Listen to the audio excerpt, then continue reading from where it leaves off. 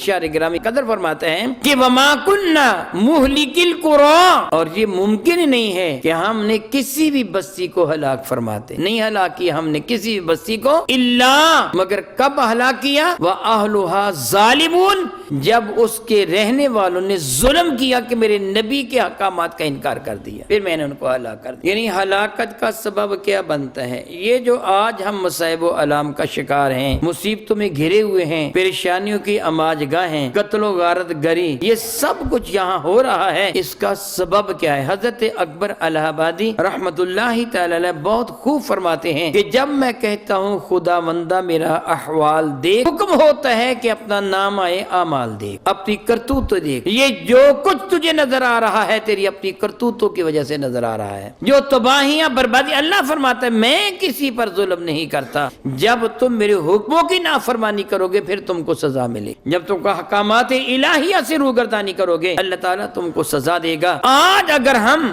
یہ چاہتے ہیں کہ اللہ تعالیٰ جل وعلا ہم کو ان پریشانیوں سے نجات عطا فرمائے، اللہ رب العزت جل وعلا ہمیں ان الجھنوں سے نجات عطا فرمائے، پھر اس کا ایک ہی طریقہ ہے کہ ہم دنیا کے ان بکھیڑوں کو چھوڑ کر اپنے رب کے حضور اپنا سر جھکا دیں، اپنے نبی سے وفا کریں۔ ایک یہ صورت ہو سکتی ہے کہ سارے کے سارے، میں نہیں جانتا سارے کے سارے کریں گے یا نہیں کریں گے، مگر ایک بات میں جانتا ہوں، آپ بتائیے میں خود عمل کر سکتا ہوں کہ نہیں؟ میں اپنی بات کر رہا ہوں، میں خود اللہ اس کے رسول کے حکم پر عمل کر سکتا ہوں کہ نہیں؟ اگر کوئی دوسرا نہیں کرتا تو نہ کریں، کیا مجھے میرے رب کی رحمت کی ضرورت نہیں ہے؟